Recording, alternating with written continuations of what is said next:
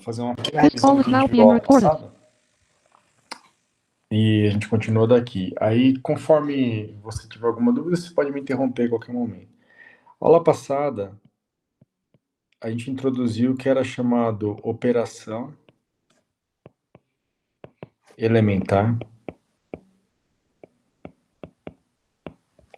que eram 3 operações. A primeira, então tinha um sistema linear, né? Então era multiplicar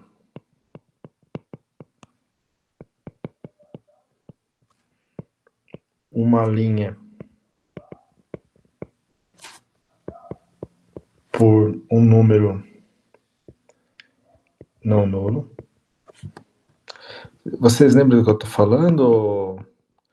Então, só para relembrar, eu tinha aqui uma matriz A, e essa matriz A ela tem elementos A11, A1N, A1M, por exemplo, A21, A2M, e assim por diante, até AN1, ANM. E o que a gente falava na aula passada, só para ver se a gente está sempre na mesma página, era que eu podia pegar, por exemplo, uma operação elementar, era pegar uma dada linha de M e multiplicar essa linha por K. Isso era uma operação elementar para mim. Tá bom? A outra operação elementar era eu permutar, trocar 2 linhas. E a terceira é multiplicar uma linha e somar na outra. Exato. Eu vou escrever assim, ó. Eu vou pegar... eu vou escrever assim, ó. Multiplicar a linha. Então, eu vou escrever assim, multiplicar a linha J por K e somar na linha I. Só que fica um pouco ambíguo, porque... Então, eu vou escrever assim, ó. LI, para mim, é a linha. Então, LI, ela vai ser mapeada, então ela vai ser mandada em K vezes LJ mais LI. Ou seja, quem recebe essa operação é a linha I, tá bom? Então, eu multiplico a linha J por K, somo na linha I. Tá certo? Beleza. Aí o que a gente viu a aula passada, o grande insight da aula passada. Então, essa aqui foi a sacada da aula passada.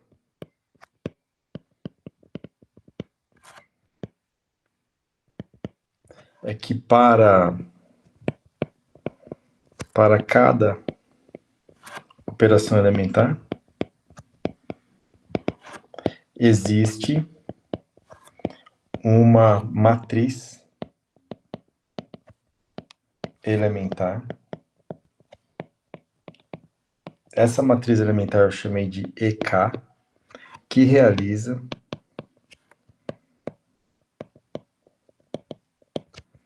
a operação.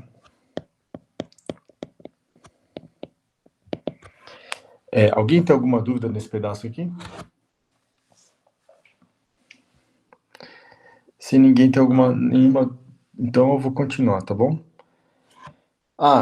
Antes disso, eu vou fazer o seguinte, eu tenho todas as operações elementares aqui, eu vou colocar uma definição aqui, porque eu vou colocar a definição 0, que significa, ó, é o seguinte, não fazer nada, não mexer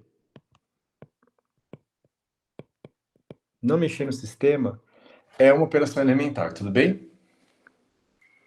Então, se você dá uma matriz para ela, eu não mexo nela. Eu tô falando que não mexer é uma operação elementar. É um pouco confuso, mas é uma operação elementar. Qual seria a matriz elementar correspondente à operação 0? Seria a identidade? Identidade, exato. Tá bom? Então, eu tô falando por definição, então isso aqui é uma definição, que a identidade é uma matriz elementar. Tá bom? Beleza, então. Só para recapitular também,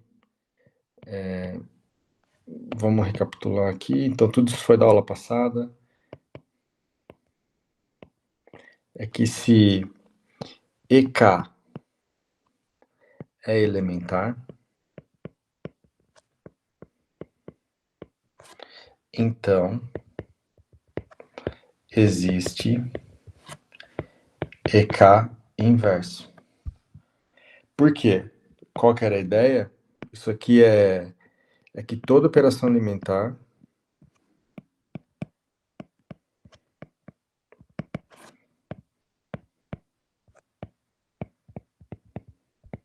pode ser desfeita.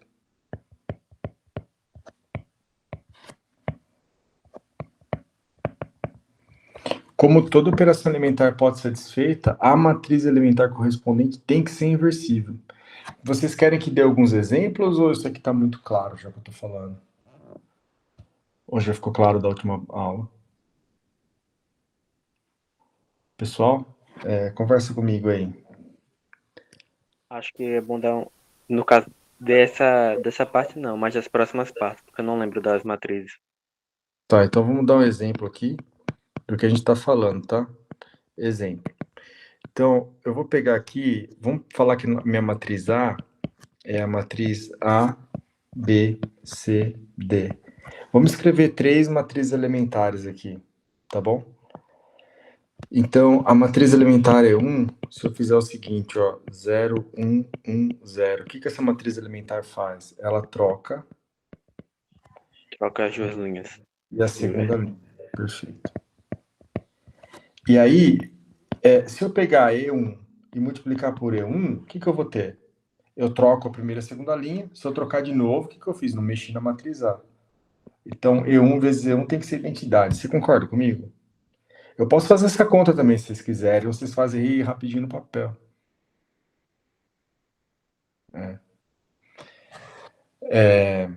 Vocês concordam ou não? Sim, sim. Concordo. Tá, vamos pegar a matriz E2, que é essa matriz aqui, M001. O que ela faz? Ela multiplica a primeira linha por M, né? Então, quem seria a matriz inversa dessa aqui? É dividir a primeira linha por M. Todo mundo concorda?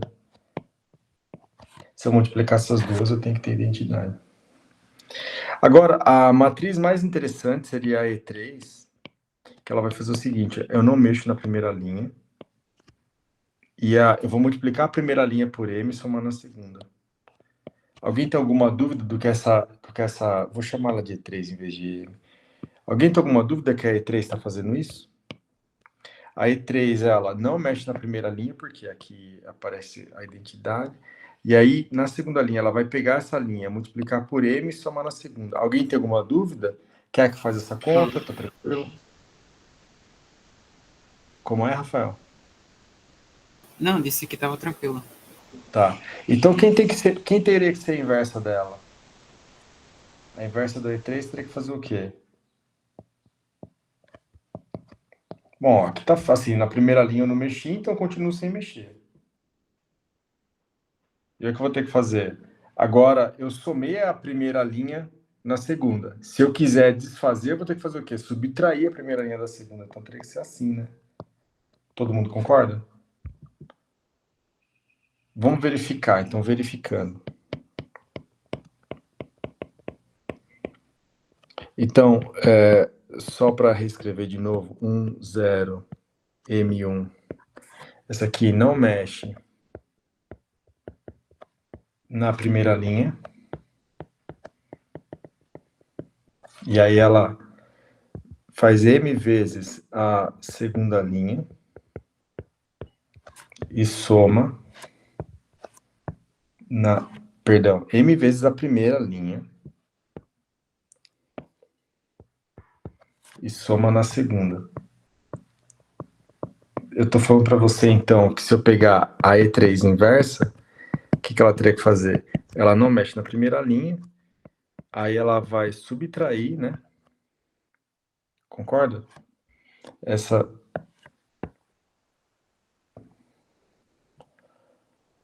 Vocês concordam comigo ou não? Sim, como somou, não teria como somente dividir a parte de baixo, então você teria que subtrair. Exato. Vamos verificar agora que ela é realmente inversa, né? Então, só faltava ter errado, né?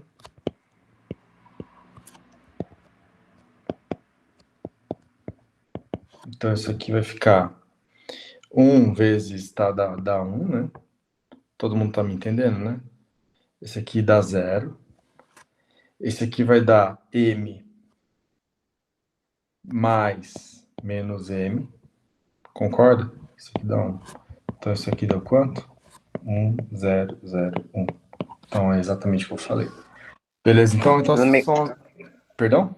se eu não me engano, as matrizes 2 por 2, você tem tipo uma fórmula para ver essa inversa. Quando tem. Ah, não, isso tem. É porque for fórmula por cofator, mas aqui você não é melhor do que pensar em fórmula. É só você pensar qual operação que eu fiz e como eu faço a operação. Então, se eu sou meio subtraio.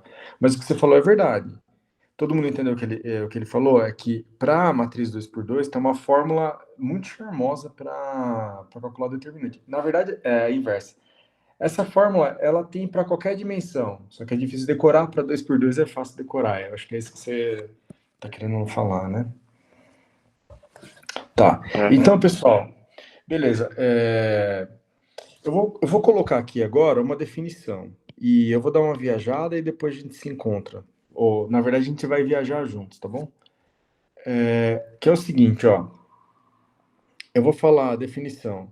Então, duas matrizes. Eu vou falar aqui duas matrizes. Então, dados quaisquer A e B, pertencentes ao conjunto das matrizes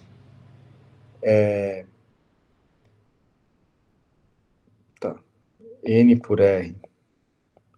Então, aqui são matrizes N por N com entradas reais. São equivalentes. E eu vou escrever assim, ó. Eu vou escrever assim. Eu vou falar aqui a equivalente a B, tá bom? Se existe um número finito de matrizes elementares E1, E2, EK, tal que A é igual a EK, EK menos 1, E2, E1, B. Beleza? Essa é a minha definição. Alguém tem dúvida do que eu falei aqui ou não?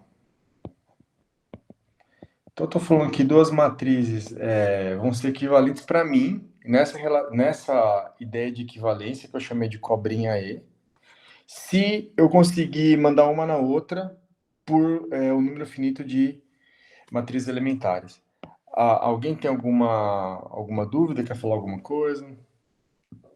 Professor, no caso, isso de mandar uma na outra por meio das matrizes é multiplicando as matrizes, né? Sim, isso aqui é tudo multiplicação de matriz. Eu pego a B, Ah, multiplico por E1, depois multiplico por E2. Então, poderia ser, por exemplo, exemplo, vamos dar um exemplo aqui. Exemplo, se eu tenho a matriz A como sendo 1, 2, 3, 4, e a matriz B como sendo 3, 4, 1, 2, elas são equivalentes? Então, agora eu noto que é o seguinte, A é cobrinha B. Por quê? Porque existe E, que essa matriz vai ser 0, 1, 1, 0, tal que, todo mundo concorda? Vai ser EB. Alguém tem alguma dúvida? Esse exemplo aqui ajuda ou... Alguém tem dúvida? Esse exemplo aqui é para todo mundo com a gente. Se tiver alguém que não entendeu, a gente faz a conta. Alguém tem alguma dúvida que essas duas são equivalentes? Não, essa matriz que é tipo a identidade, só que o contrário, ela tava lá na propriedade que mudava as duas linhas. Exato, exato. E foi exatamente o que aconteceu aqui, né? Quer dizer, essa aqui era a minha primeira linha, e essa aqui era a minha segunda linha. Aí a segunda linha foi para a primeira linha, e a primeira linha foi para a segunda. E essa aí faz exatamente isso. Tá bom? Beleza, então agora tem um teorema, uma proposição, vou chamar de teorema. Teorema. A relação. O teorema vai ser o seguinte, ó, cobrinha E, como definido.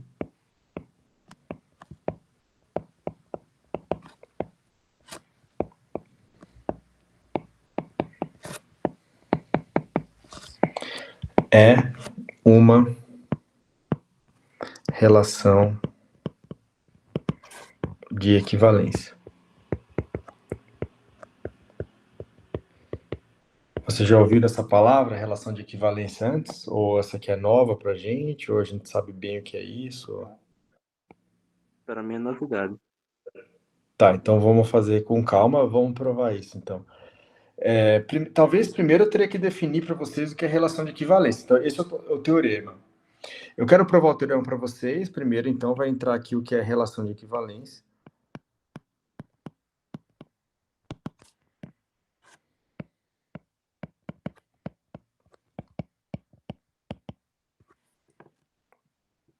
Exato. Então, eu vou falar o seguinte, uma relação de equivalência, ela vai acontecer o seguinte, ó.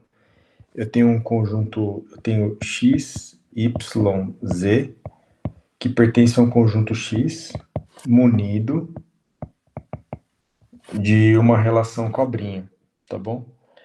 Aí a gente vai dizer que essa relação é de equivalência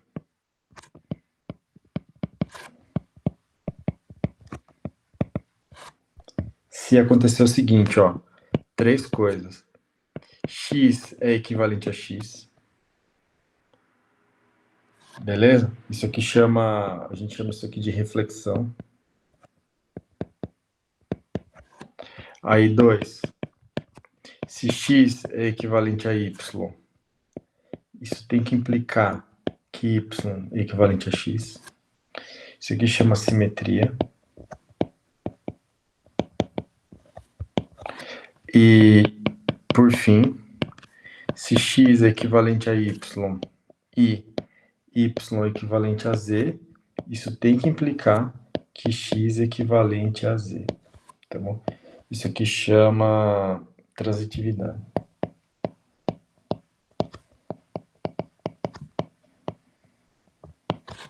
O que eu estou falando para vocês, isso aqui é a definição geral que se encontra em qualquer livro de relação de equivalência. Então, qualquer operação num conjunto, tal que essas 3 propriedades são satisfeitas, é chamado de relação de equivalência, tá bom?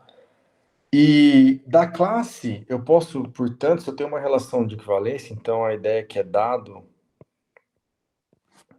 uma relação de equivalência,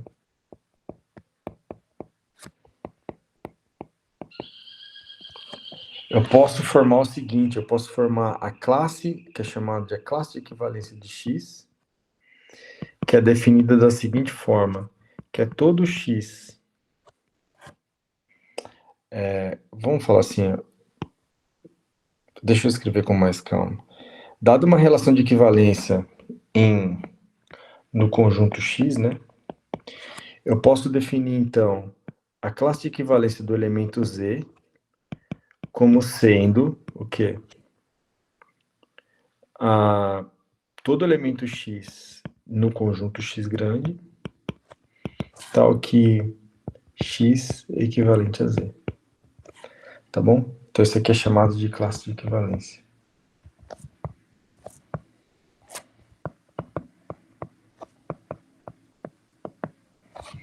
Vocês nunca viram isso aqui antes? Não, nunca. Eu, pelo menos, nunca vi. Tá. Então, isso aqui eu vou parar. Eu não vou ficar dando exemplo de relação de equivalência, senão a gente vai não vai terminar isso aqui nunca, mas quando você constrói números, em geral você constrói números por classe de equivalência, então, enfim. A única coisa que eu quero falar agora é que eu posso pegar, isso aqui está bem definido, tá? Uma classe de equivalência, então eu pego um representante para cada elemento da classe, porque, bom, enfim. O que eu quero provar para vocês é que aquela relação que eu defini, então a prova do nosso teorema, a prova do teorema aqui que eu acabei de enunciar, desse teorema, tá bom? Eu quero falar que a cobrinha E é uma relação de equivalência. O que eu vou ter que provar, então? Vou ter que provar as três propriedades. Primeiro, é que eu vou tomar, então, eu tomo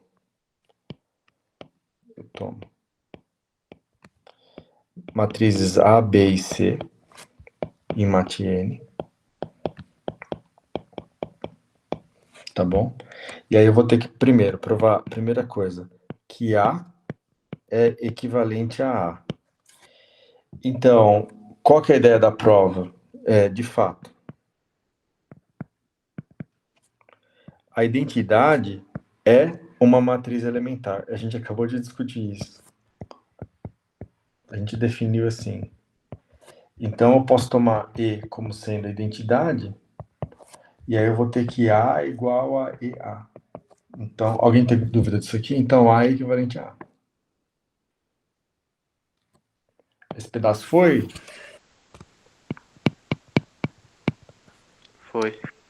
Então, eu vou ter que falar que se A é equivalente a B, isso tem que implicar que B é equivalente a A. Eu vou ter que fazer a ida e a volta. Tá todo mundo me entendendo, né? E depois eu vou ter que fazer a saída e eu vou ter que fazer o seguinte, ó, que se B é equivalente a A, isso aqui tem que implicar que A é equivalente a B. Porque, lembra, na definição, é C e somente C, tá vendo aqui, né? Então, vale a ida, mas também vale a volta. Só que eu só vou provar a ida, porque a prova da volta é exatamente igual à prova da ida. Então, primeiro, vamos chamar isso aqui, ó, vamos provar isso aqui, então. Eu vou chamar isso aqui de estrela e eu vou chamar isso aqui de quadrado. Então, de estrela, eu quero concluir quadrado. Todo mundo concorda comigo, né? Mas estrela, o que significa estrela? Estrela é falar o quê? Que existe uma sequência E1, EK. Você concorda? Isso aqui é o que estrela significa, que eu posso escrever como isso aqui, EK menos 1, E1, B. Isso aqui é o que significa estrela, concorda? Sim. Tá. Mas toda EK tem inversa. Então eu vou pegar o seguinte, ó, que também é elementar. Certo? Então, a inversa de uma matriz elementar também é elementar. Então, eu tenho A igual a EK, EK menos 1, E2, E1, B. Então, o que eu vou fazer aqui? Eu posso aplicar EK inversa, EK inversa. O que sobra aqui da identidade. Então, aqui eu vou ficar com EK inverso A igual a EK menos 1, E2, E1, B. E sucessivamente,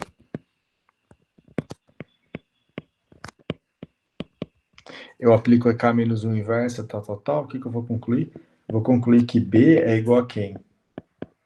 E1 inverso, E2 inverso, EK menos 1 inverso, EK inverso, A. Mas isso aqui, agora, isso aqui significa o quê? Que B é equivalente a A. Todo mundo concorda? Sim.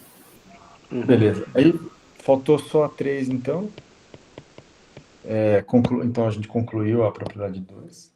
Agora tem que concluir a propriedade 3, que é que se A equivalente a B e B é equivalente, vamos fazer a cobrinha menorzinha aqui, e B é equivalente a C, então A tem que ser equivalente a C. Tá bom, vamos chamar isso aqui de círculo, isso aqui dessa estrela. Tá bom, círculo agora significa o seguinte, ó, que A é igual a um certo EK menos 1, E1, concorda? B.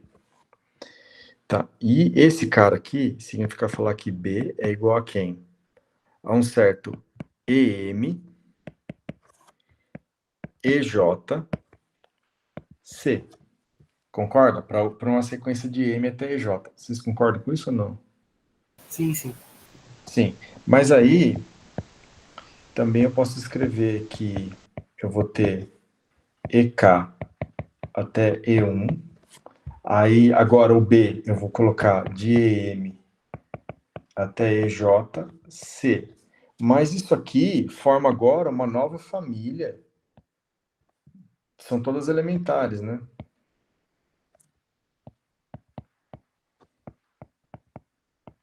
E é uma família finita. Então aqui eu estou concluindo o quê? Que isso aqui é equivalente a C. Beleza?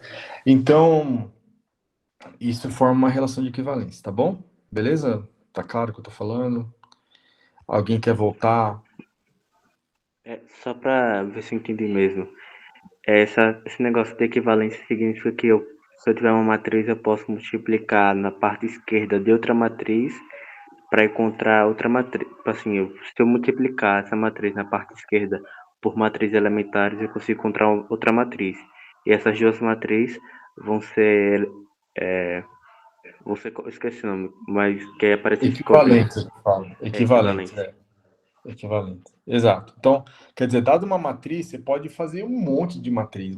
Cara, matriz pra caramba, porque você pode fazer concatenação de matriz elementar, tá vendo? Qualquer família finita serve. Então, quantas matrizes você consegue gerar a partir de uma? Infinitas matrizes. Só que o número de matrizes é infinita, mas você pode falar na classe de equivalência de cada uma delas, entendeu? Entendi. Tá. Aí o teorema super top aí, bom, pelo menos eu acho legal, que é o seguinte, ó, teorema.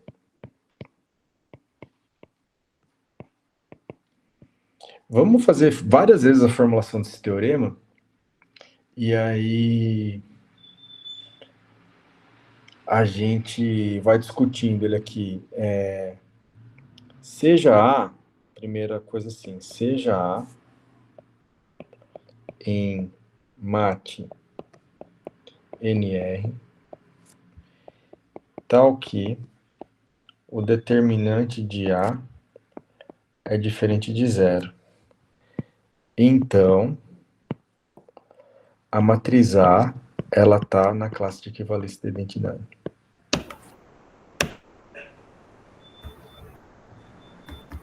Olha uma outra formulação desse teorema. Outra formulação. Vamos ver qual você acha mais charmosa.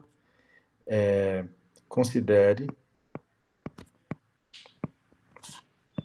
mate módulo relação de equivalência. Então, eu estou falando o seguinte, o que isso significa? Que eu pego uma matriz, vamos até escrever tudo.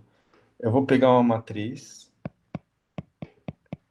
esse módulo aqui significa que eu só considero a classe de equivalência. Então, se eu pego A e B e elas são ligadas por operação elementar, A é igual a B, tá bom? Então, é isso que significa falar essa barra aqui. Tá claro? Sim. Tá. Existe uma única matriz com determinante não nulo. E essa matriz é chamada de identidade. Pô, esse teorema é muito top. O que isso aqui está falando? Está falando que você tem uma matriz com determinante não nulo, essa matriz ela é obtida da identidade por uma sucessão finita de operações elementares. Então vamos escrever assim. Essa aqui é a consequência. Se o determinante de A é diferente de zero, então existe uma sequência E1 EK, tal que A ele vai ser escrito como sendo EK E1 na identidade. Tá claro o que isso aqui está falando ou não? Então, na verdade, está falando o seguinte, ó, que se você, a menos de operação elementar, só tem uma matriz com determinante não nulo, e ela é a identidade. Esse teorema é muito bom, bom pra caramba, e ele já dá um método para calcular a inversa da matriz A também.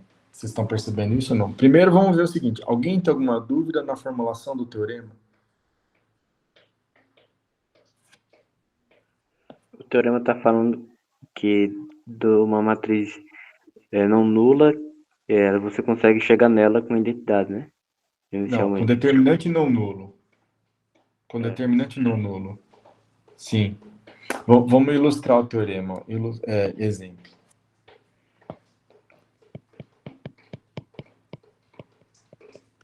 Exemplo.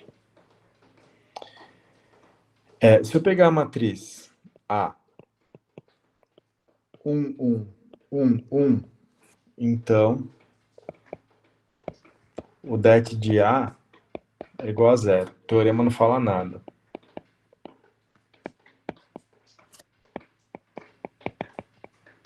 Na verdade, não é que o teorema não se aplica. Ela não... Na verdade, o que o teorema fala é que...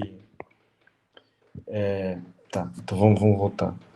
Então, o det de A é igual a zero. Então, isso aqui está falando que não existe uma sequência EK até 1, tal que A vai ser escrito como sendo EK EK1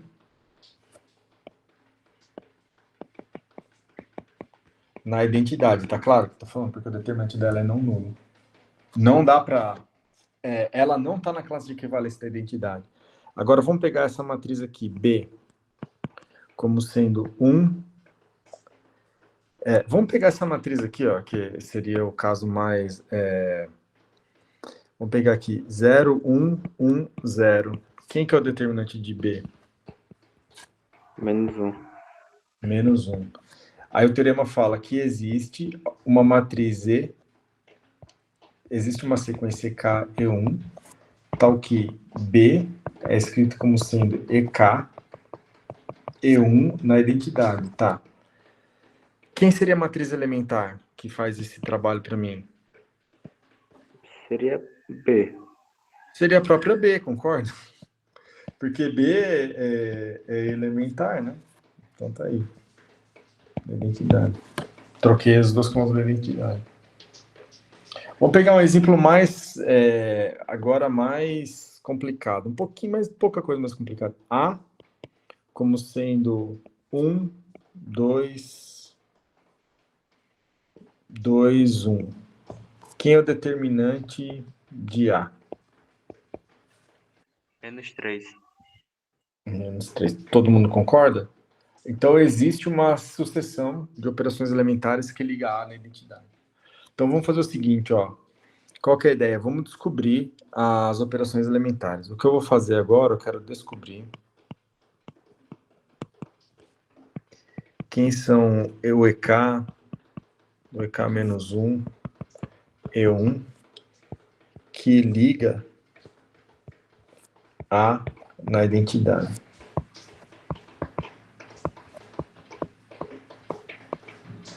Tá bom. O que eu vou fazer? Esse aqui é o método que, em geral, a gente vai fazer, ou que o pessoal faz. Eu vou escrever 1, 2, 2, 1. E aí, aqui eu vou colocar a identidade. E aí, o que eu vou tentar fazer, eu vou pegar esse número aqui, que é não nulo, e vou falar que ele é meu pivô.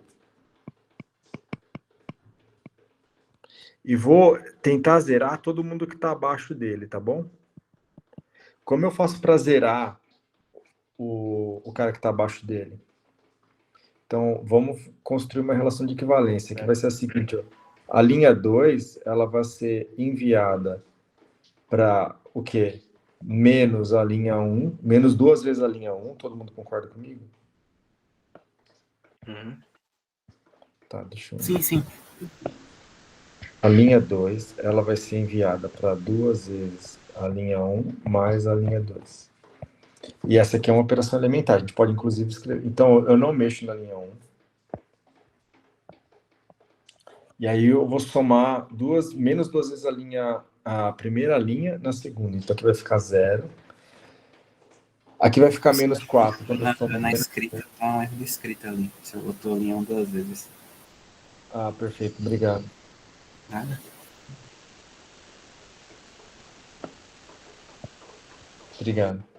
Mas a conta agora está certa, né? Aí eu multipliquei por menos 2, somei, dá menos 2. E aqui vai dar 1.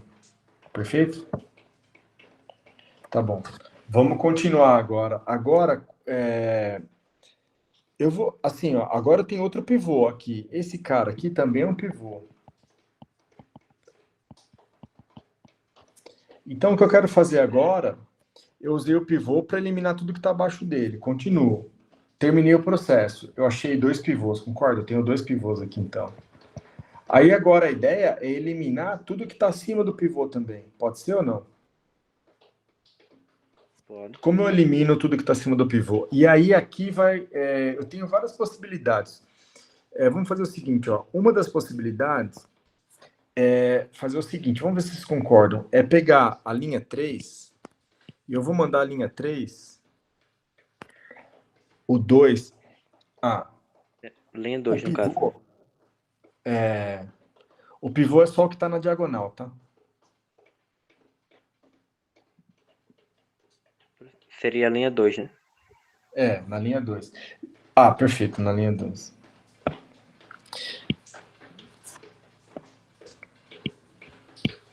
Então, vamos fazer o seguinte, ó. Tem várias possibilidades aqui, e essa decomposição em matriz elementar não é única, e vai depender do gosto pessoal aí. Eu vou pedir para vocês fazerem um algoritmo para achar a decomposição em matriz elementar. Só que aqui você vai ver que vai depender do gosto pessoal, cada um vai vir com o seu próprio algoritmo. Então aqui eu achei um pivô, a ideia é eliminar tudo que está para cima do pivô. Só que antes de eliminar tudo que está para cima do pivô, eu vou fazer o seguinte, ó. Eu quero fazer a identidade aparecer aqui. Tá bom? Desse lado. Vamos fazer essa brincadeira. E para fazer isso, o primeiro passo que eu vou dar agora, né, na verdade, o segundo passo que eu vou dar, é dividir a linha 2 por menos 1/3. Pode ser ou não? Professor, Oi. uma dúvida meio mirabolante. Existe algum teorema, alguma coisa que diz a quantidade mínima de passos elementares e operações elementares que eu tenho que fazer para chegar na inversa? Não. E você vê que esse teorema não pode ter, né? Porque é realmente gosto do freguês. Por exemplo, para dividir, eu quero dividir essa linha por 1/3. Eu poderia fazer 7 sucessões de L3 é mandada para L3, tal que a concatenação delas dá 1/3, concorda? Sim, sim, sim. Mas aí a gente estaria procurando a quantidade mínima, né? Não tem quantidade mínima, a gente está procurando uma maneira de trazer ela. Que a gente falou é o seguinte, ó. Qual que é a brincadeira aqui? Vamos recapitular. A brincadeira aqui eu vou achar os pivôs e vou começar a fazer combinação de linha de tal maneira que desse lado aqui aparece identidade. E como você vai fazer a identidade aparecer desse lado aqui, é você que escolhe. Mas o importante é que tudo que eu fizer desse lado aqui, eu também vou fazer desse lado aqui. Então, eu estou somando linha dos dois lados, tá bom? Ok. Tá, então aqui ficou 1, aí eu dividi por menos, então aqui ficou mais 3/4, todo mundo concorda? Aqui menos 1/3. Tá, vocês concordam com esse pedaço aqui? E aí agora, para mapear esse cara aqui finalmente no final, eu vou fazer o quê? A linha, como vocês fariam? Linha 1, eu vou transformar ela em linha 1 menos vezes linha 2. Tá, perfeito. Então aqui vai ficar 0. Então eu multipliquei essa linha por menos 2, somei nessa. Quanto dá aqui? Vocês podem digitar para mim? Então, a parte fácil eu vou fazer. Como eu não mexi na linha 2, a linha 2 fica igual. Então, essa aqui eu escrevo. O que é difícil você tem que fazer. Ah, tá. Tudo que é fácil eu vou fazer, né? Como eu multipliquei essa aqui por menos 2, esse elemento aqui, ó. Eu multipliquei ele por menos 2, ele vai virar o quê? Ele vai virar... Vai virar 2 terços. 2 terços. Mas esse pedaço aqui é complicado, tem que fazer fração. Que número que aparece aqui? É menos 1 terço. Ó, tô confiando em você, hein? Então, você vê, qual que é o... vamos recapitular agora o que a gente fez. Eu começo aqui. Então, recapitulando. Eu começo com a matriz A e desse lado eu coloco a identidade. Aí eu fiz uma sucessão de operação elementar. E terminei com a identidade aqui e uma matriz B desse lado. Concorda que foi isso que eu fiz? Uhum. Sim ou não? Vamos escrever agora o que eu fiz, porque foi exatamente isso que eu fiz, não foi? Foi isso que a gente fez juntos. Vamos escrever o que a gente fez. Então, eu tinha matriz A, beleza. Então, aqui eu fiz um AK menos 1.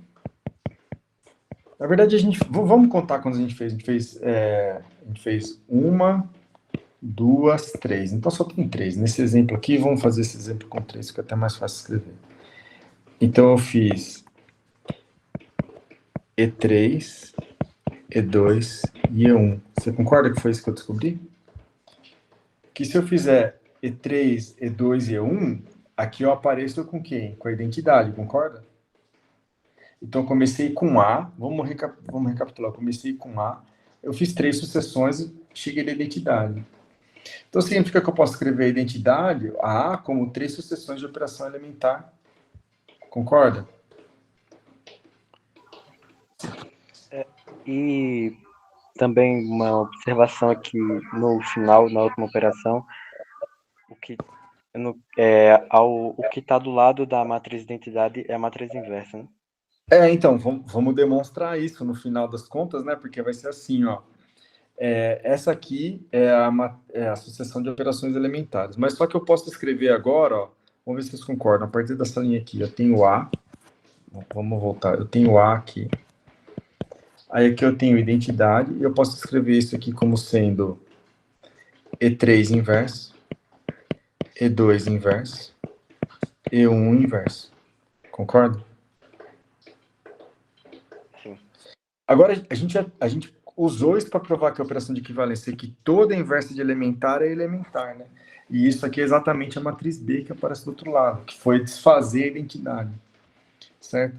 Então, esse é um jeito de achar a operação inversa. Então, você podia enunciar como um teorema. Você põe a matriz que você quer aqui, do lado você põe a identidade, aí você tem um nome em inglês para isso. Só que eu vou fazer o seguinte, fazer pivotamento, mas então chama reduzir a matriz, mas reduzir para cacete. Tudo que dá você vai fazer. Você vai achar o pivô, então você vai na diagonal. Não nulo? Você pode transformar ele em 1, matar todo mundo que está embaixo dele. Vai para o próximo. Pivô? Transforma ele em 1, mata tudo que está acima dele. O nosso teorema aqui está falando que se essa matriz for inversível, você vai achar uma sucessão de operação elementar de tal maneira que aqui quando você terminar o processo, que isso aqui virar identidade, desse lado aqui você achou a inversa da A. É isso que aquele teorema garante, certo? Se eu te dar uma matriz A e você acha a sucessão que liga ela, isso tem um nome em inglês, chama Tem um comando no Python que chama, por exemplo, se você fizer o seguinte, ó, isso aqui chama reduced row echelon form. Se você der a A, essa matriz A, ele vai devolver quem? Vai devolver a identidade para você. O que ele vai ter feito? Ele vai pegar, vai fazer esse processo que a gente fez, o quanto dá, transformar cada elemento do pivô em 1 e te devolver a matriz. Beleza? Tá bom. Professor, somente as matrizes escalonáveis, acho que é esse nome. As matrizes elementares, no caso, que você utiliza no escalonamento, somente elas não mudam o determinante quando você multiplica outra matriz? Não, elas podem mudar o determinante. Por exemplo, ó, a matriz elementar pode mudar o determinante.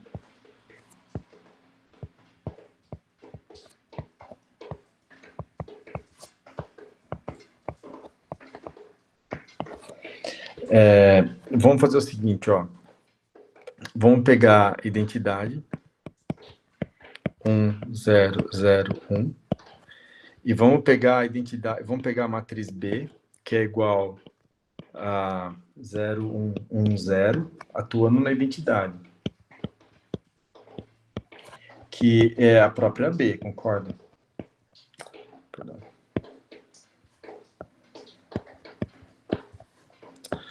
Tá difícil, né?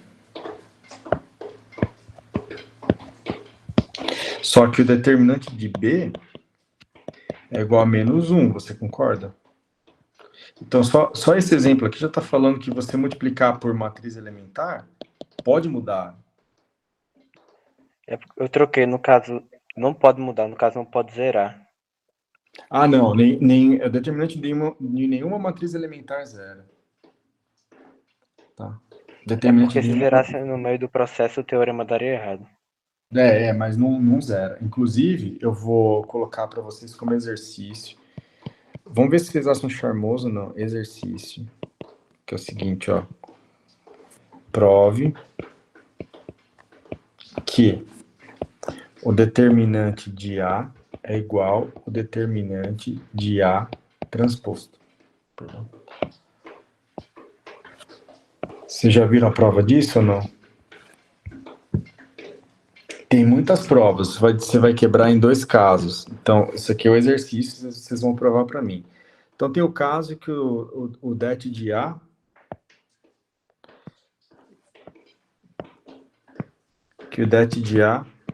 é igual a 0. Então, esse caso você prova a parte. Tudo bem? Você vai ter que provar que se o det de A é igual a 0, o det de A transposto também é igual a 0. Posso dar uma dica, como prova isso para vocês. E o caso não, que seria o caso trivial.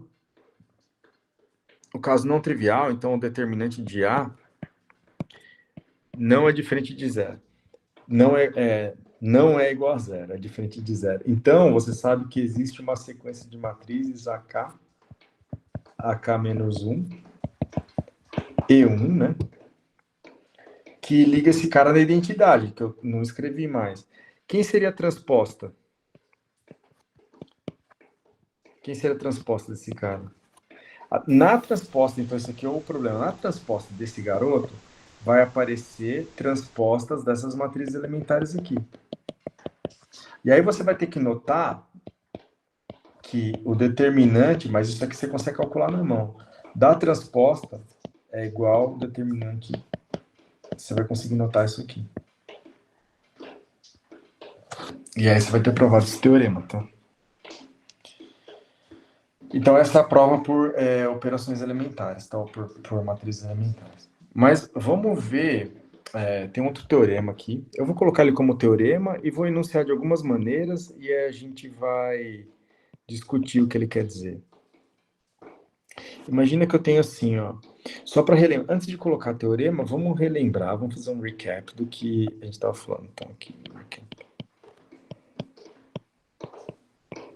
Porque, na verdade, você podia estar pensando por que ele está falando tanto de matriz elementar, né?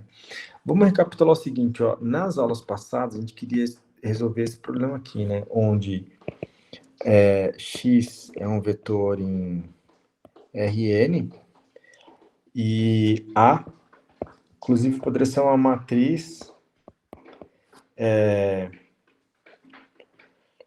Podia ser uma matriz não... Ela nem precisa ser quadrada. Vamos tomar ela quadrada agora, só para facilitar a conversa. Então, ela é uma matriz n por n com entrada real, tá? Então, daqui a pouco a gente vai tomar uma matriz retangular. Tá bom. Se tem uma solução, então zero sempre resolve. Então, isso aqui a gente já tinha discutido. X igual a zero sempre resolve.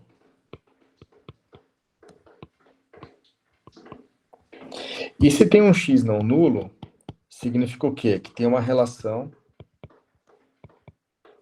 de dependência linear entre colunas. Todo mundo concorda com isso ou não? Quer recapitular ou está claro para todo mundo? Vou dar um exemplo numa matriz 2 por 2. Então, vamos pegar a matriz A como sendo 1, 1, 2, 2. Vamos chamar essa primeira coluna aqui de V1 e essa outra coluna aqui de V2. Daqui a gente já está vendo a olho nu que V1, 2 vezes V1 é igual a V2, concorda ou não? Isso aqui está implicando que 2V1 menos V2 é igual a zero. Todo mundo concorda com isso? Alguém quer falar alguma coisa? Já está claro? Tá claro. Tá. E se eu fizer essa conta aqui, A alfa beta, isso aqui exatamente fazer o quê? Alfa vezes V1 mais beta vezes V2. Tá todo mundo concorda com isso também ou não? Sim. Então, se eu fizer cara crachá, escolher alfa igual a 2, escolher beta igual a 1, então, beta igual a menos 1, esse vetor tem que ir para o zero, concorda? Isso aqui está dando a dica, é que se eu pegar o vetor x como sendo 2 menos 1, ele vai para o zero. Alguém tem alguma dúvida nesse pedaço? Não. Não, né? Então tá bom. Então qual que é a ideia aqui? A ideia fundamental é que eu tenho uma relação linear entre colunas da matriz, tá bom? Que é dado, essa relação linear é dada pela existência de um vetor x não nulo que está indo para o zero. Então toda vez que as colunas da matriz A elas tiverem relação de dependência linear, tem que existir um vetor x que está indo para o zero. No caso aqui, esse exemplo é fake news, né? Porque eu já sabia qual era a relação linear das colunas. Esse exemplo aqui a gente só está fazendo para fixar a ideia. No caso geral, é muito difícil saber qual é a relação linear entre as colunas, certo? Então, se eu te desse uma matriz enorme, como você descobriria a relação linear entre as colunas? E aí entra esse teorema que eu acho, cara, um espetáculo, na verdade. Que é o seguinte, o teorema, eu vou primeiro formular ele de uma maneira não precisa, mas que eu acho charmosa. E aí depois, se quiser, a gente formula ele de maneira bem precisa, tá? Que é o seguinte, ó. A operação de escalonamento...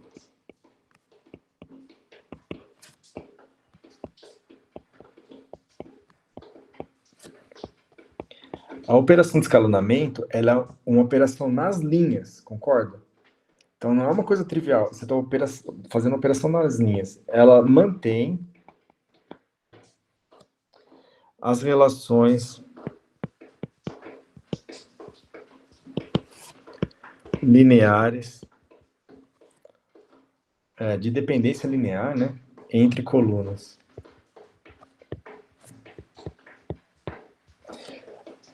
Então, isso aqui é show de bola, tá? Porque vamos ver o que você está falando. Eu tenho uma matriz AX igual a zero.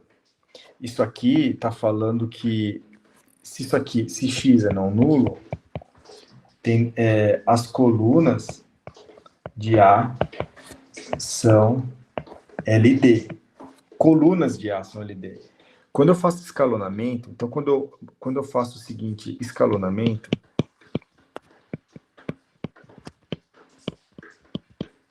esse escalonamento é onde? É nas linhas. Nas linhas de A. Todo mundo concorda com isso ou não? Só que ele está falando o seguinte, se você, o que esse teorema está falando? Se você fizer escalonamento nas linhas de A, olha só que interessante, você não está mudando a relação de dependência das colunas de A. Não é óbvio, é? Eu não achei óbvio, muito não. óbvio. Não é óbvio. É assim, não, eu não acho nem um pouco óbvio, esse resultado é super bonito e a gente vai provar ele agora, mas quando eu te der uma matriz, você vai fazer a operação de escalonamento nas linhas e você vai descobrir relação de dependência linear das colunas. Então, esse é o grande teorema, eu vou provar.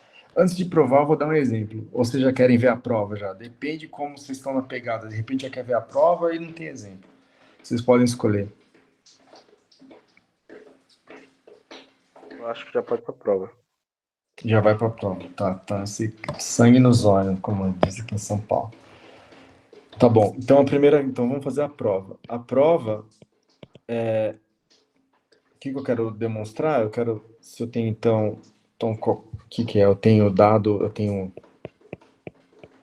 eu tenho x diferente de zero, tal que ax é igual a zero. Isso aqui é minha hipótese, concorda?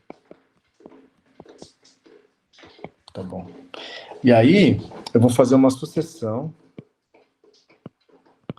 de operações elementares. Então, na verdade, o que eu vou descobrir? Eu vou fazer uma sucessão de EK E1, certo? Então, essa é a minha sucessão e vou obter uma nova matriz para obter. Aí eu vou obter EK menos 1, E1, A, X igual a zero. Tá bom. Essa matriz aqui, eu vou chamar de B. Então, agora eu tenho AX igual a zero. Beleza, pessoal? Não? Tá. É, Tá tô todo mundo entendendo. comigo. Tá, perfeito. E agora eu vou notar que B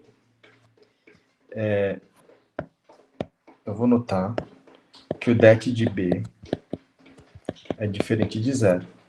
Ou seja, que existe a inversa de B.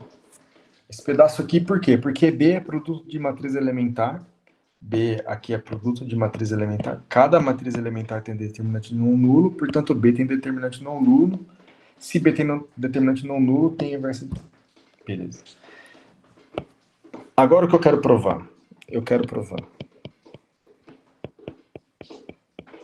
Vamos ver o seguinte, ó. Que se X pertence ao kernel de A, isso implica que X pertence ao kernel de B vezes A. Todo mundo lembra que é kernel? Ou núcleo? Qual era a notação que vocês usavam com o Wagner? Se não me engano, era essa mesmo, era Q. Tá. Todo mundo lembra que é o Ker de A? Vamos definir aqui. É a base que eleva no zero, né? O Ker de A, vamos definir assim. São todos os vetores de Rn, tal que A vezes X é igual a zero. Tá bom.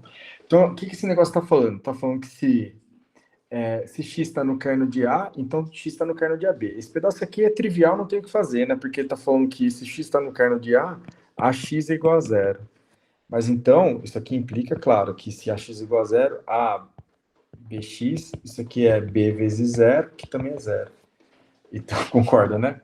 Esse pedaço não tem o que fazer. Esse pedaço foi para todo mundo? Foi. O pedaço que eu quero demonstrar que não é, que é um pouco, que seria a parte complicada, que é o seguinte, ó, é que se X pertence ao Ker de B vezes A, então x pertence ao kernel de A. Que seria a grande coisa do teorema, né? Porque está falando o seguinte, vocês estão entendendo o que poderia dar errado aqui? Vamos imaginar o que poderia dar errado. Eu estou com um x não nulo, que está dando relação de dependência linear das colunas, concorda? Aí eu faço os escalonamentos nele. Aí aparece nova dependência linear das colunas. Concorda que é isso que o teorema está falando que não vai acontecer? Vamos refrasear esse teorema. O teorema falou o seguinte, se eu começo com dependência linear das colunas, eu posso fazer escalonamento à vontade e não aparece nova dependência linear das colunas. É isso que esse negócio quer dizer. Certo ou não? Que isso não é trivial, tá? O que está sendo falado. Vocês estão me entendendo? Não estão entendendo? Estão entendendo muito? Estão entendendo pouco? Estou entendendo que, no caso, o que está falando é o que não vai mudar a relação entre as colunas, em relação, tipo, uma ser múltipla da outra. Não importa quais Vamos dar um operações você exemplo. faça. Exato. Vamos abrir um parênteses aqui. Parênteses, né? Só para ver que esse teorema não é totalmente trivial. Então, vamos pegar assim, A como sendo 1, 0, 0, 1. Quem é o Ker de A? Vamos fazer a conta, não tem muito o que fazer. Eu vou pegar A, vou multiplicar por XY. Tá, então vai ficar 1, 0, 0. Aqui, perdão, pessoal, aqui é 0, tá? É 0 que multiplica XY. Isso aqui dá x0, isso aqui tem que ser igual a 0, 0, o que implica que x tem que ser igual a 0. Beleza? Quem que é o kernel de A, portanto? São todos vetores da forma que é 0y. 0y. Tá bom? Vou escrever assim, igual, para vocês estão me entendendo. Tá bom. Agora, vamos fazer o seguinte, ó.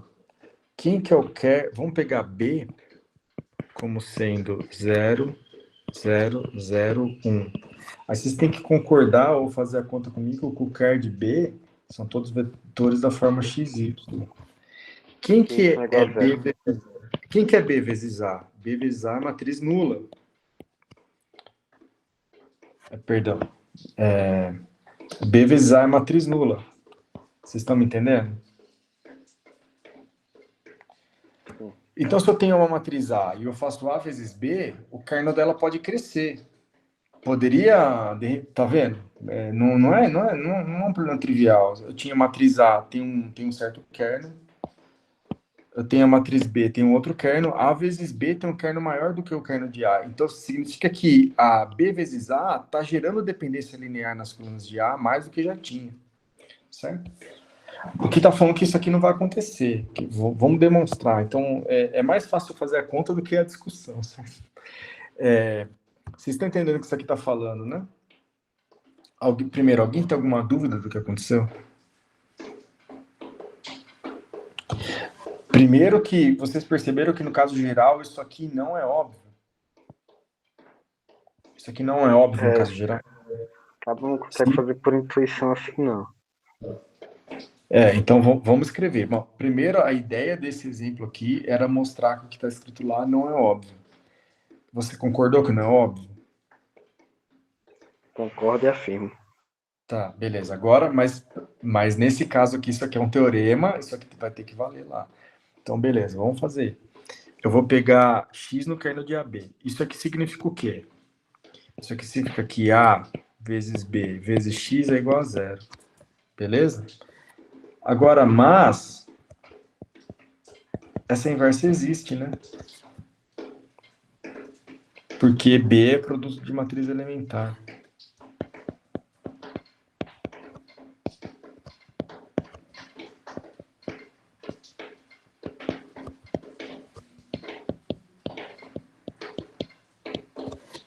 Então vai ficar A, B menos 1, B, x igual a B menos 1, 0. Isso aqui dá identidade, né? Então isso aqui vai ficar AX igual a 0. Então pronto, está aprovado. Todo mundo concorda? Sucessão de matriz elementar não muda a relação de dependência linear das colunas. Beleza? Vamos então agora dar um exemplo.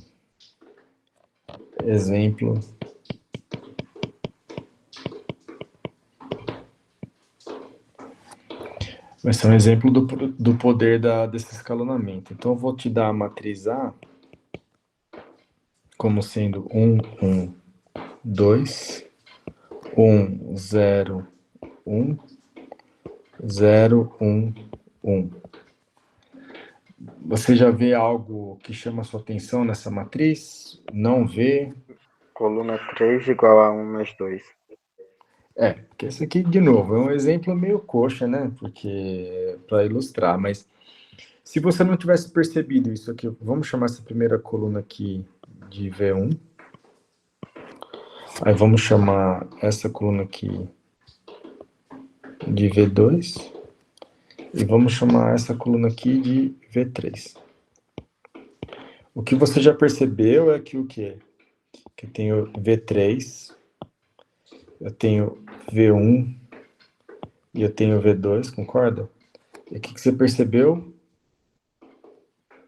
É que Me fala V1 que mais você... V2 igual a V3. Então eu vou escrever assim, ó.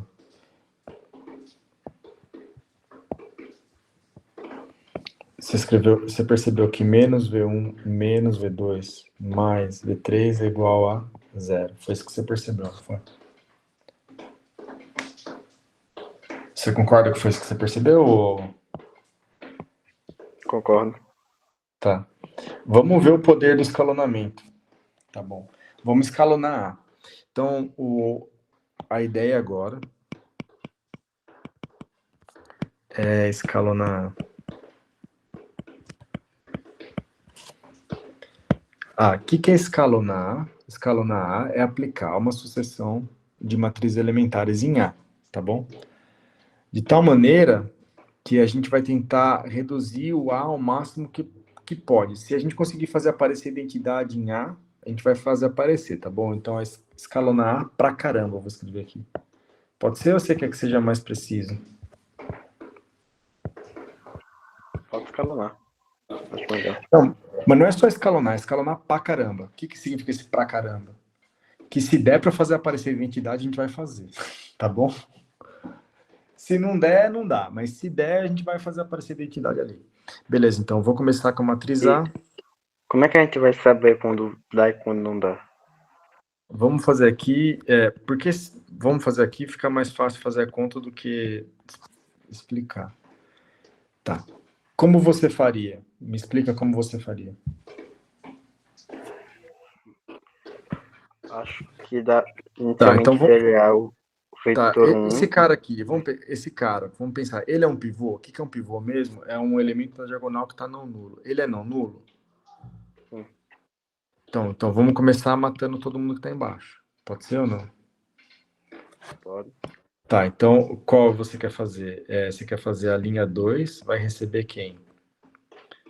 Vai ser igual a linha 1. Mais a linha 2. Assim? Tá. Então vai ficar 1, 1, 2. Aí se você fizer isso, vai ficar o quê? 0, menos 1, menos 1. Acertei a conta? 0, 1, 1. Ó, às vezes dá vontade às vezes você está em casa, você está pensando assim, pô, por que o cara não pegou e já fez linha 1, soma aqui, daria isso, e já também na mesma linha já soma aqui. Concorda? Sim ou não? Tá entendendo? A gente poderia ter feito vários passos de uma vez só, mas isso seria uma concatenação de operação elementar. Tá entendendo o que eu tô falando? Que não é o que a gente quer. Que a gente quer separar cada operação elementar. E agora, o que você faria? Primeiro, a gente tem pivô na coluna 2? Tem. Menos 1. Tem. Como você faria? Pivô é um número não nulo na coluna 2. O que você faria agora? Aí agora eu teria que fazer duas operações, né? Porque em cima e embaixo é não nulo. Então eu poderia pegar L1 menos L1 mais L2 e jogar em L1 e L3 mais L2 e jogar em L3. Tá, perfeito, mas a gente combinou que só vai fazer uma operação por vez. Então você vai ter que decidir. Pode ser L1 e jogar em L1. L1 mais L2. Tá, então, ó, eu posso fazer uma outra? Ver se você gosta dessa ou não. Eu vou fazer L3 vai receber L2 mais L3. Pode ser ou não? Pode. Aí vai ficar 1, 1, 2, 0, menos 1, menos 1, 0, 0, 0. Tem pivô na coluna 3? Não, então não tem o que fazer. Não tem pivô. Então, já não dá para ligar esse cara da identidade. Eu já sei também que o determinante dessa matriz é 0. Concorda comigo, Nicolas? Sim, porque se você fizer, por exemplo, por cofatores, seria Não, tudo não, zero. não precisa. Não. É esse teorema que a gente falou aqui, ó. Qualquer matriz não nula... Ó aqui, ó. Cadê o nosso teorema? Vamos voltar. Qualquer matriz não nula está na classe de equivalência da identidade. Tá vendo? Para qualquer matriz não nula, está na classe de equivalência da identidade. Por uma sucessão de operação elementar. Toda operação que a gente fez aqui, nessa matriz, é elementar. Você concorda? Essa é a operação elementar, essa é a operação elementar. Se ela tivesse na classe de equivalência da identidade, eu conseguiria continuar esse processo transformando ela na identidade. Só que 0, eu nunca vou transformar em 1. Então, ela não está na classe de equivalência da identidade. Portanto, o determinante dela é nulo. Inclusive, esse é um jeito super rápido de calcular determinante. Se você aplicar a fórmula do determinante, você vai gastar um tempo n fatorial. Já ouviu falar isso para calcular determinante? Não, E essa é aqui nula. já... tá, beleza. Depois a gente pode fazer uma discussão de como se calcula determinante, tem várias definições.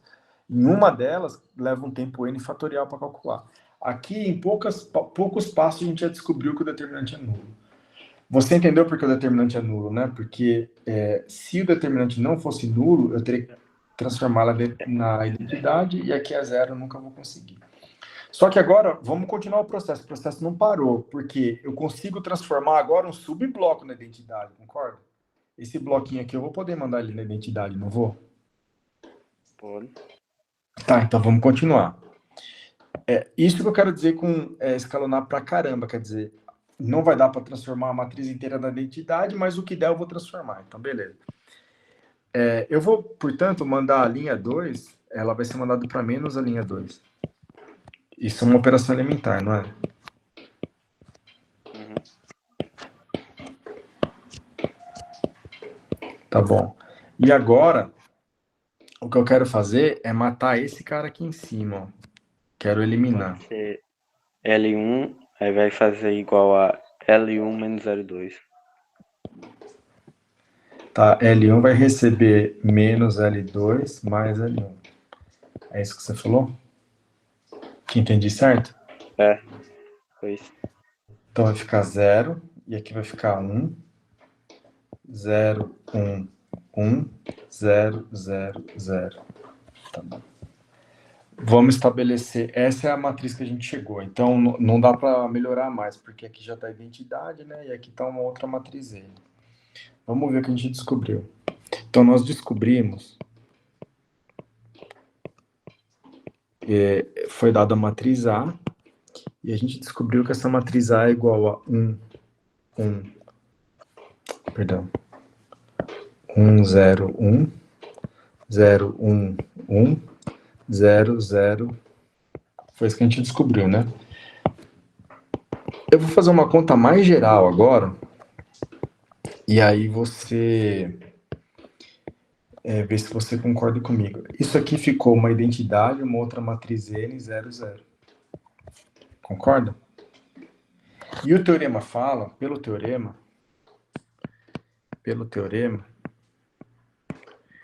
a relação das colunas de A é a mesma. Vamos chamar essa matriz aqui de C, pode ser? Das colunas de C. Você concorda que foi isso que a gente provou? A relação entre as colunas de A é a mesma das colunas de C.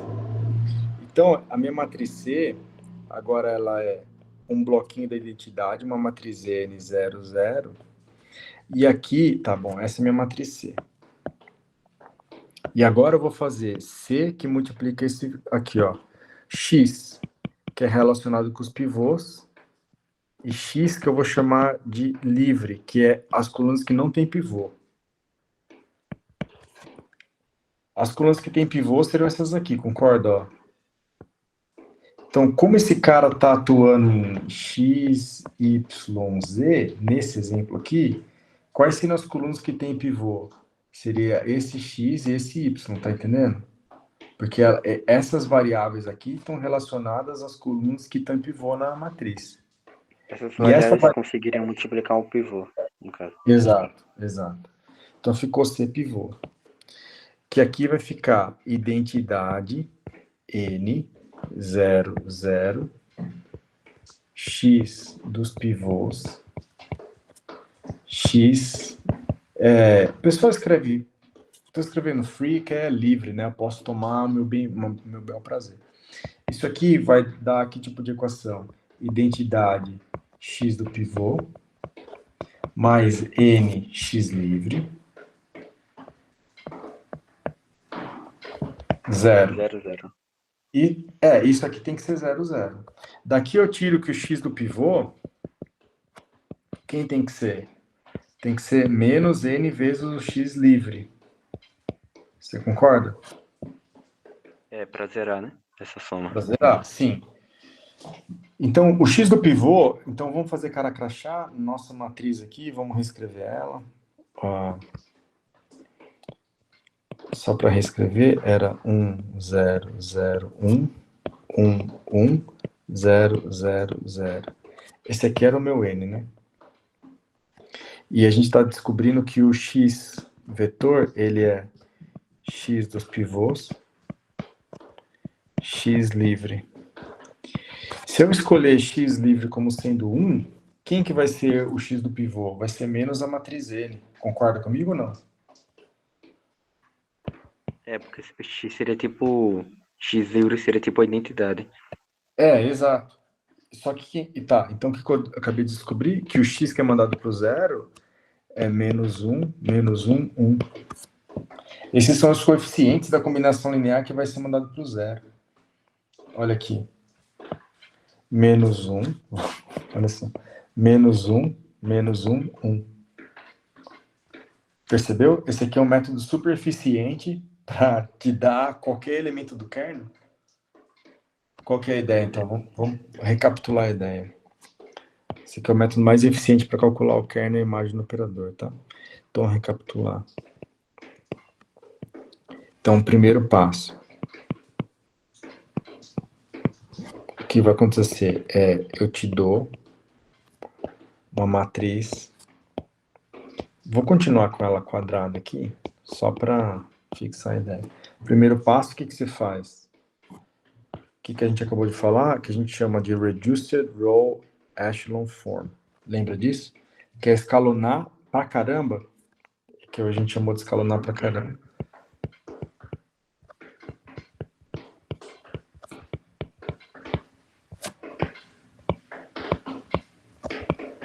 Então, depois que a gente escalonou pra caramba, a nossa matriz agora, no segundo passo,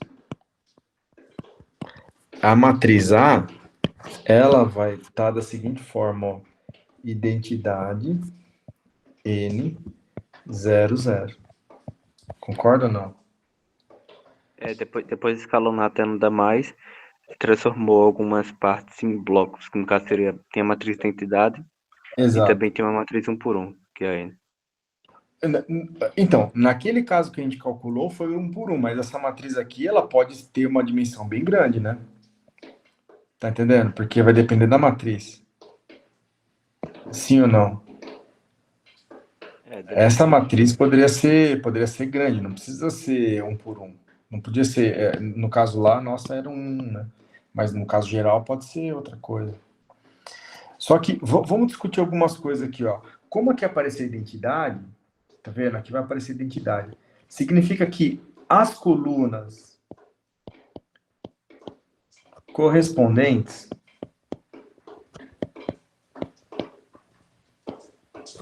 de A são LI. Concorda comigo ou não?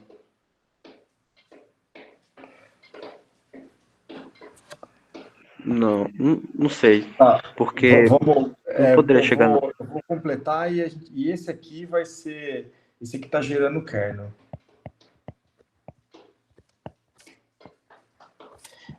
Eu vou voltar para o exemplo que a gente estava e esse aqui está gerando o kernel. Vamos ver no nosso exemplo. Ó. No nosso exemplo, a gente tinha matriz A. Lembra qual que era a matriz A? Era 1, 1, 2, 1. Você lembra ou não? Era assim? Acho que Vamos é. ver. Tá, beleza. Aqui era 0, 1, 1. Essa era a nossa matriz A. Aí eu escalonei ela pra cacete, ela virou 1, 0, 1, 0, 1, 1, 0, 0, 0. Tá, que aqui apareceu a identidade, aqui apareceu a matriz N. O que o teorema fala é que é o seguinte, ó, pega para as colunas que tem pivô, porque onde tem identidade aqui é as colunas que tem pivô, concorda? As colunas correspondentes em A são LI. Por quê? Porque o teorema falou que eu mantenho relação linear entre as colunas, né? Concorda? É óbvio para você que essa coluna aqui não pode ser combinação linear dessa, né? Porque tem 0, aqui tem 1, aqui tem 0. Não pode. Então, o que o teorema fala é que a coluna correspondente na matriz A também não pode ser combinação linear uma da outra. Porque eu estou mantendo uma relação de linear, tá vendo? Concorda ou não? Então, se eu tiro o bloco de identidade aqui, depois que eu escalonei, eu olho para a coluna que tem o pivô. Quem que é? A primeira coluna tem pivô, a segunda coluna tem pivô. Então, esse cara e esse cara são LI. Concorda ou não? Concordo, agora entendi. Beleza. E esse aqui está gerando o kernel. Quem que vai ser o kernel da A? Só para relembrar, o kernel da A vai ser o seguinte, ó, você pode pensar que uma base do kernel da A, vamos pensar assim, não o kernel da A, mas uma base para o kernel da A. Então, uma base para o kernel da A vai ser o conjunto gama, escrito como sendo N identidade.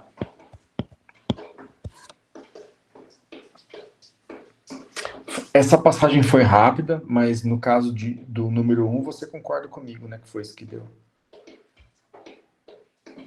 Depois eu posso voltar aqui, mas eu vou voltar aqui de novo, porque aqui apareceu a identidade, foi meio rápido.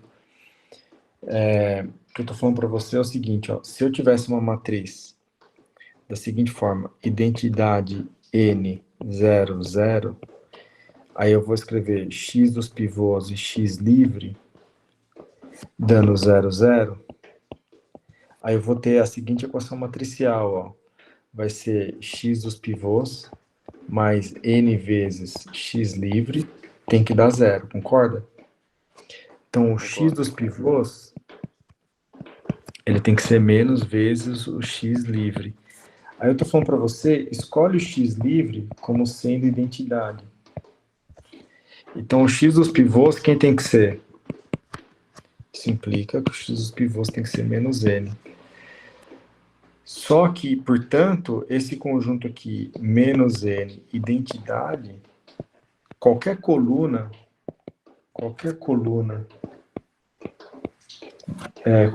dessa matriz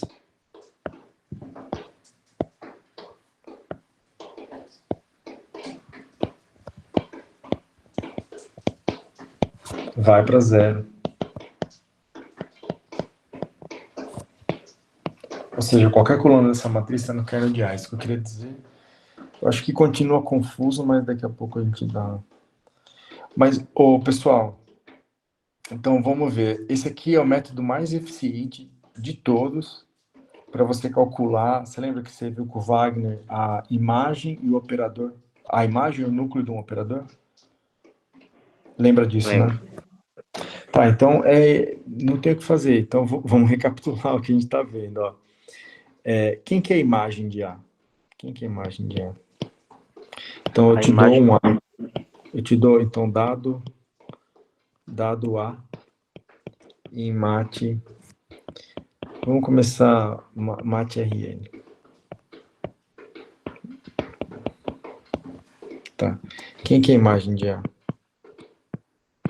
A imagem é tipo um conjunto que gera tipo, os resultados de A, o que está no contradomínio de A. É tudo que... é tudo que é a GOSP. Concorda comigo ou não? A engole um monte de dá vetor. resultado lá. Ele engole tudo. Assim, ó. O que é a imagem de A? A engole todo tipo de vetor e GOSP devolve outro vetor. Tudo que é devolver, eu pego tudo que é devolver, eu chamo isso de imagem de A. Isso é escrito assim, é todo V em Rn, tal que existe X em Rn, tal que AV, AX é igual a V. Então, tudo que é devolver, tá? E o kernel de A é aquilo lá, né? É X em Rn, tal que AX é igual a zero. Beleza. Agora o que a gente está vendo é o seguinte, ó. Se você pegar A e fizer o que a gente chamou desse Reduced Row Echelon Form, você vai terminar com uma A da seguinte maneira. Identidade, ela pode aparecer aqui uma identidade K por K, eu não tenho ideia. Aqui vai aparecer uma outra matriz. Aqui vai aparecer 0, aqui vai aparecer 0. Vamos escrever as dimensões dessas coisas. Porque essa era N por N, né? Então, aqui tem N elementos e aqui tem N elementos. Né? Então, se aqui apareceu identidade K por K, essa matriz aqui, ela vai ser o quê? Essa matriz N. Ela tem que ser o que falta, né? Vai N ter que menos K por N menos K. Concorda? E a mesma coisa para esse zero aqui.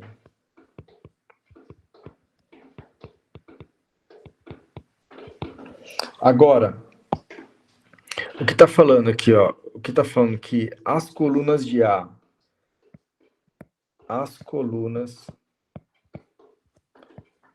A, correspondentes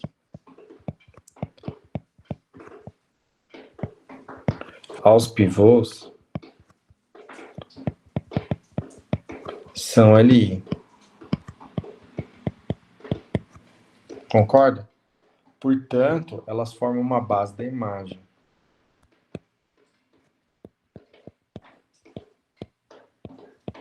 Tá muito rápido isso ou não? Não. Eu estava pensando uma explicação para isso. É porque quando tá na forma inicial, ela tá meio que camuflada, mas quando a gente vai desenvolvendo, a gente descobre a matriz de entidade, que é ali. Então aquelas duas colunas Perfeito. já eram ali. Perfeito. Isso que você falou é perfeito. E esse é que é toda a graça do negócio. É igual você falou, aqui ela tá camuflada. É difícil saber o que está acontecendo. Porque, assim, isso podia ser milhares de colunas, eu não consigo ver. A grande sacada é, o que eu faço? Começo a fazer operação em linha da matriz. Isso não é nem um pouco trivial, começo a fazer operação em linha. E aí tem esse teorema que fala que relação linear entre colunas não muda se eu fizer operação por linha. Então, eu vou fazer operação por linha para fazer aparecer a identidade.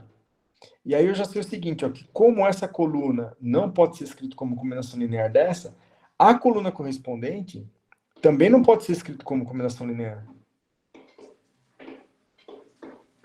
certo? Então, essas colunas aqui, se eu quiser, eu posso tomar elas como sendo o quê? Base da imagem, porque toda a imagem é combinação linear dessas duas. Beleza, saiu. O que sobrou aqui é o kernel. Concorda? Vai pro kernel. O que sobrou aqui que a gente viu já tá indo pro kernel. Como tá indo pro kernel? Aqui faltou menos n, né? Aqui, ó, tava faltando menos. Beleza, então. Isso aqui agora vai ser a base do kernel. Vamos só, isso aqui vai ser a base do kernel. Ela gera, vou escrever ela gera, porque tem que trocar sinal e colocar identidade, né? Então, vou colocar aqui, ela gera a base do kernel. O que você acabou de provar? Você acabou de provar um dos teoremas mais ferrados da álgebra linear, que é o teorema do núcleo-imagem. O que o teorema do núcleo-imagem fala? Do que que? o teorema Da parte da soma? Ele fala que a dimensão? dimensão de Rn é igual à dimensão da imagem de A Mais a dimensão do núcleo. mais a dimensão do núcleo de A. Mas nessa forma o teorema é trivial. Porque assim, ó, vamos ver se você concorda. Quem é a dimensão da imagem? Aqui, é K. K por K. K por K. Então, só que vão ter K colunas LI. Então, são K colunas LI, tá vendo? Corresponde aos pivôs. Quantos pivôs eu tenho? Eu tenho K pivôs. Quantas colunas LI? K. Então, eu posso escolher cada coluna correspondente de A como base da imagem. São K elementos. Qual que é a dimensão da imagem? É K. Faz sentido ou tá rápido? Faz. Faz. E quantas colunas eu vou ter aqui na base da imagem? N menos K. Então, N aqui, menos K. N menos K. Quanto que dá K mais N menos K? Dá N, que é a dimensão de Rn. O teorema do núcleo-imagem tá aí. Tá falando que não Agora tem que as coisas fazer. fazem sentido. Perdão? Agora as coisas fazem sentido. O teorema do núcleo-imagem não tem mais o que fazer, tá falando. Ou o vetor vai para o kernel, vai para a imagem, não tem mais o que fazer. Então, ou as colunas são LI, e se você conseguir fazer KLI, automaticamente N menos K tem que ir pro núcleo, tá vendo? É essa conta aqui, ó, que a gente acabou de fazer, né? As outras tem que ir pro núcleo, não tem... Tá, então esse é o teorema do núcleo-imagem, funciona sempre assim, Então, na prática, como que o pessoal descobre quem está no núcleo, quem está na imagem? Faz escalonamento nas linhas. Então, essa é uma sacada de álgebra linear ferradíssima. E ele está te falando também que tem uma relação muito íntima entre a matriz A, entre as colunas e as linhas. Então, isso também está falando para você que tem uma relação muito íntima entre o ker de A e a imagem da A transposta. E tem uma relação muito íntima entre o kernel da A transposta e da imagem de A. Por que eu estou falando isso para vocês? Vamos... Eu dei um pulo agora, mas vamos ver se... Eu dei um pulo, não sei se eu vou explicar esse pulo, mas vamos pelo menos discutir que o que eu escrevi aqui tem que ser verdade. Tem que ter uma relação íntima entre o kernel de A e a imagem de A transposta. Pelo seguinte, ó. As linhas... Então, por que eu estou falando isso? Porque as linhas de A são colunas da A transposta. Concorda? Porque a transposta vai inverter a linha com a coluna. As colunas de A são linhas... as linhas de A são colunas da A transposta. E como a gente viu que eu posso aprender dependência... Então, o que a gente viu na aula de hoje, na verdade, é que é possível aprender as dependências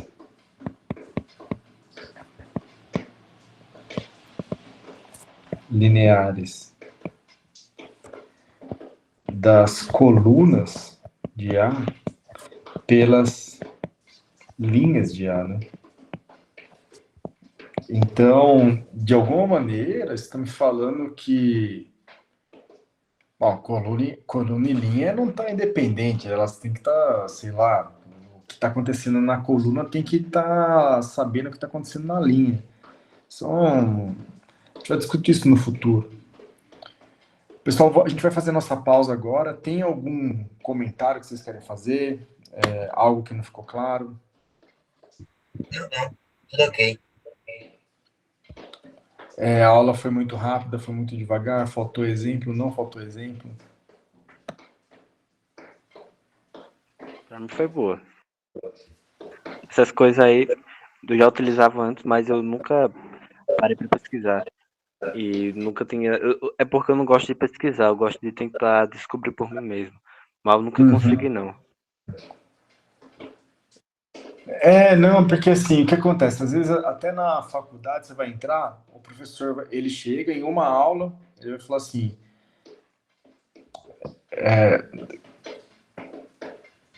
ele fala isso muito rápido, é difícil entender. Só que é o seguinte, ó, se você entendeu isso aqui,